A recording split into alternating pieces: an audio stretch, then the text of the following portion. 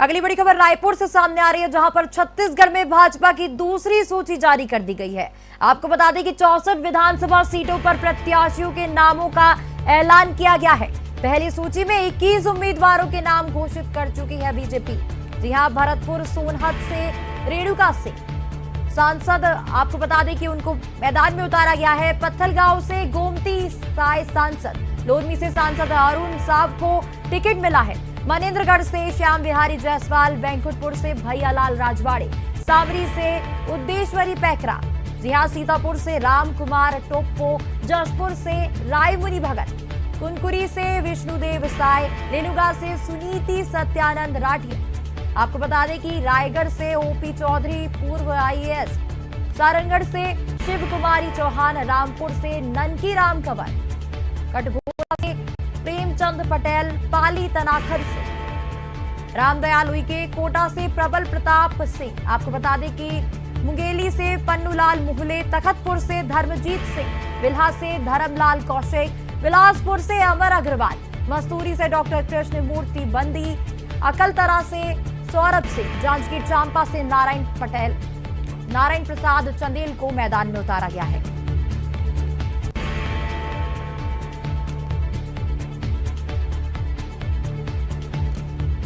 जी, खबर पर ज्यादा जानकारी के लिए हमारे साथ मैनेजिंग डायरेक्टर RK गांधी जुड़ चुके हैं। जी, 3 सांसदों को मैदान में उतारा गया है।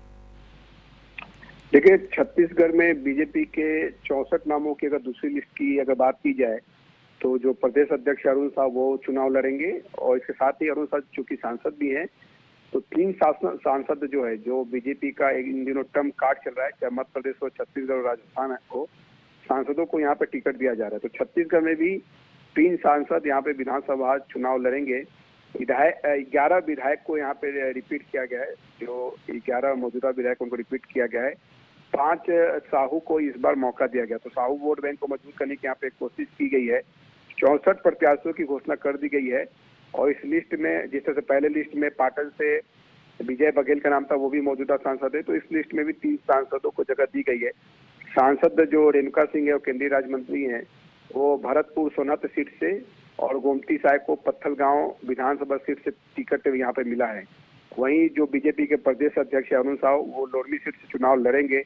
दूसरी सूची में अगर बात की जाए विधायकों की, तो मौजूदा 11 विधायकों को फिर से चुनाव लड़ने का मौका मिला है, और बीजेपी अब तक 85 सीटों पे, पहली सूची और दूसरी सूची को मिलाकर 85 सीटों पे यहाँ पे प्रत्याशियों की घोषणा कर चुकी है।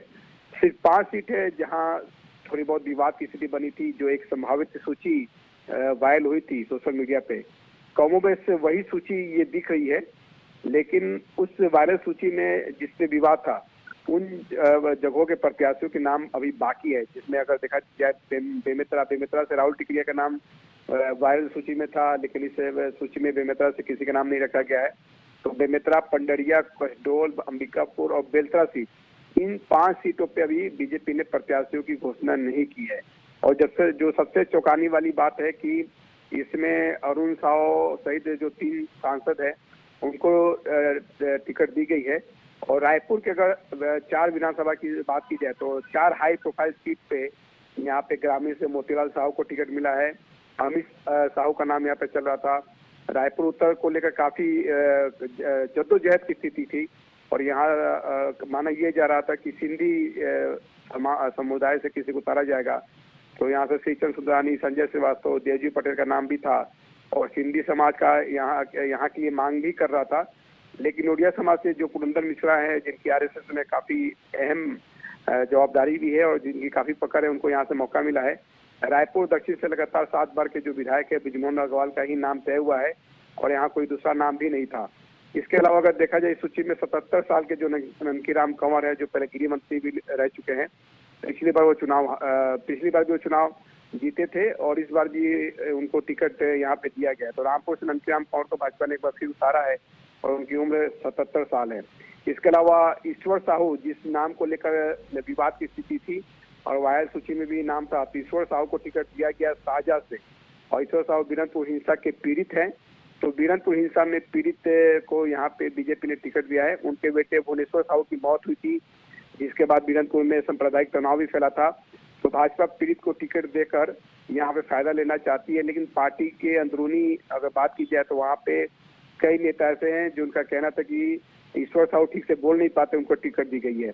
एक सीट जहाँ पे काफी विवाद की स्थिति थी वो सीट धरसीवा की थी। यहाँ से जो छत्तीसगढ़ फिल्मों के एक्टर हैं अनुज शर्मा, उनको इस बार पार्टी ने वहाँ पे मौका दिया है। अनुज शर्मा पिछले कई दिनों से वहाँ सक्रिय थे, प्रचार प्रसार कर रहे थे, तो अनुज शर्मा को धरसीवा से चुनावी मैदान में उतारा गया है और अनुज शर्मा को टिकट देख के यहाँ पे ब्राह्मणों को साधने की कवायद बीजेपी ने की है। और यहाँ का रिकॉर्ड अगर देखा जाए तो ब्राह्मण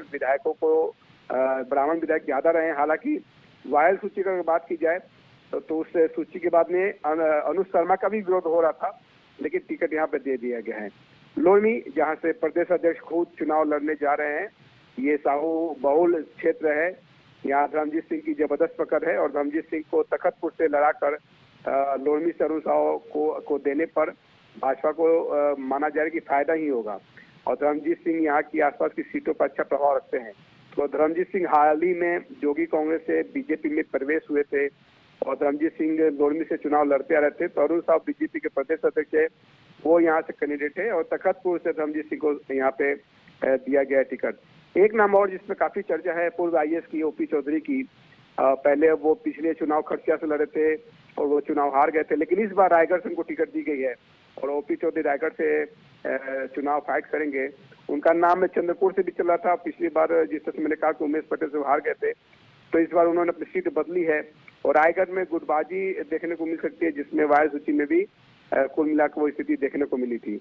तो ये तमाम जो नाम जो आज जारी हुए हैं उससे ये समझा जा सकता है कि बीजेपी ने उनका दावत नेताओं पर ही भरोसा जिताया है जो पहले भी इन सीटों पर अपनी दमखम उपस्थिति दर्ज करा चुके हैं। जी, तमाम जानकारी के लिए आपका बहुत बहुत शुक्रिया।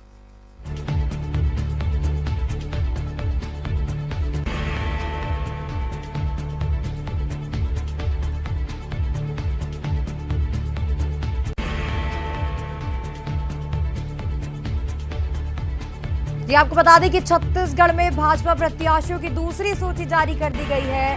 वर्तमान में विजय शर्मा छत्तीसगढ़ भाजपा संगठन के प्रदेश महामंत्री हैं। वहीं जिला पंचायत कबीरधाम क्षेत्र क्रमांक 9 से जिला पंचायत सदस्य हैं। भाजपा कार्यकर्ताओं में खुशी की लहर देखी जा रही है।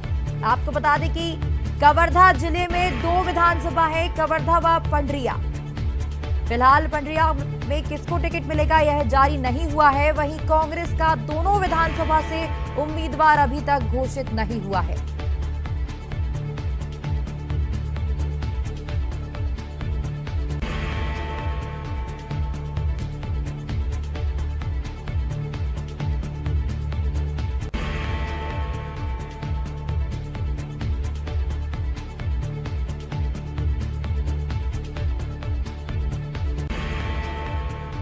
आपको बता दें कि कोरबा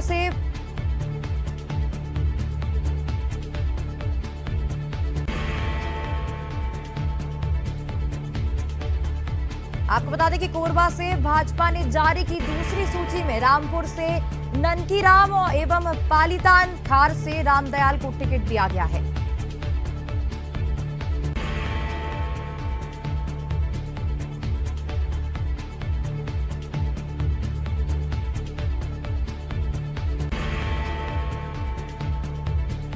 आपको बता दें कि कोरबा जिले की रामपुर से ननकीराम एवं पालीतान खार से रामदयाल को टिकट दिया गया है।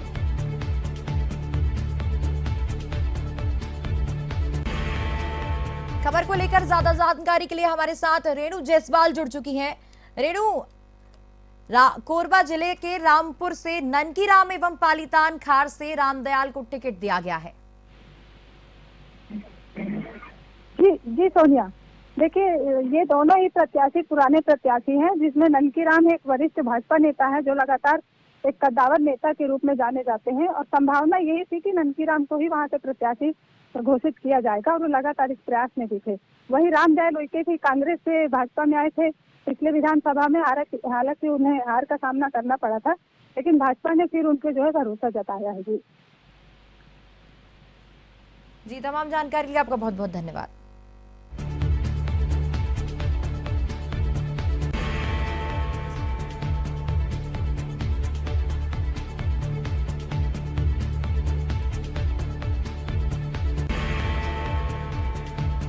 आपको बता दें कि दूसरी सूची में महासमुंद विधानसभा से योगेश्वर राजू सिन्हा के नाम पर मोहर लगी है। वहीं बसना से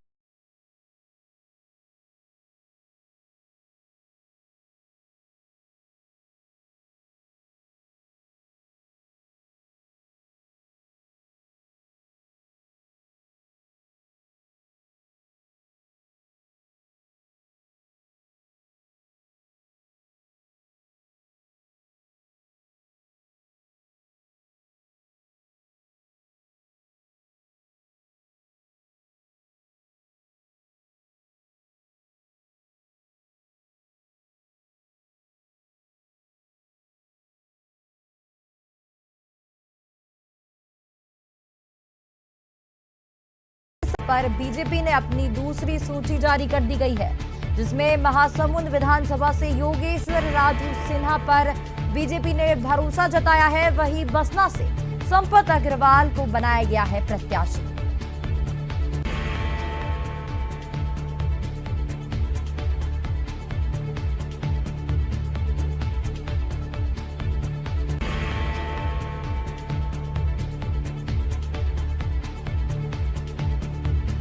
वहीं आपको बता दें कि भाजपा की दूसरी सूची में मनेंद्रगढ़ से श्याम बिहारी को भाजपा ने एक बार फिर उम्मीदवार बनाया है। जी हां, तीसरी बार मनेंद्रगढ़ विधानसभा से चुनाव लड़ने जा रहे हैं श्याम बिहारी।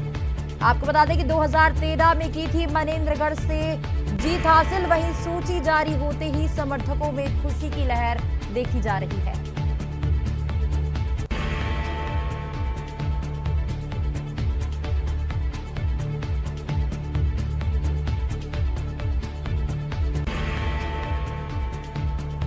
खबर पर ज्यादा जानकारी के लिए हमारे साथ शराफत अली जुड़ चुके हैं। शराफत, मनेंद्रगढ़ से श्याम बिहारी को भाजपा ने टिकट दिया है।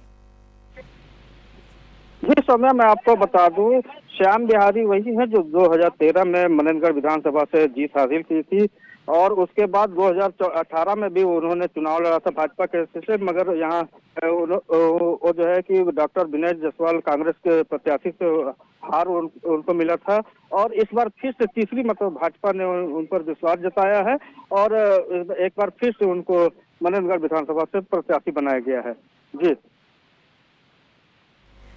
जी, भाजपा ने तीसरी बार उनको मौका दिया है।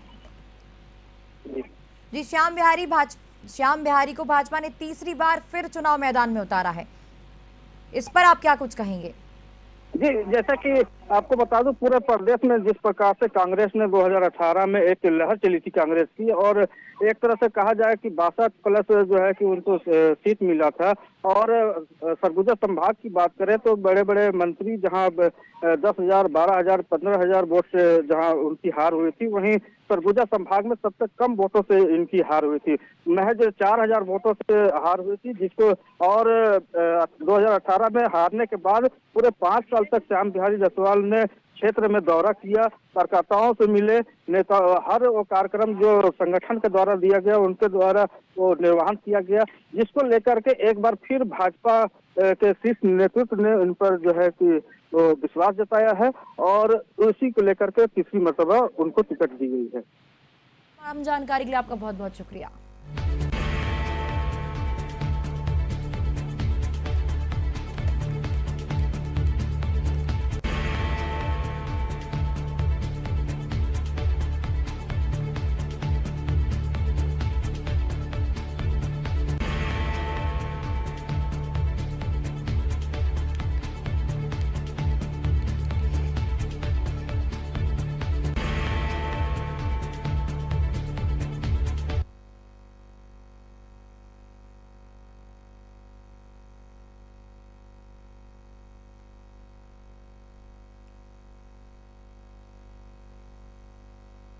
रुकते हैं छोटे से ब्रेक के लिए, जल्द हाजिर होंगे। देखते रहिए साधना न्यूज।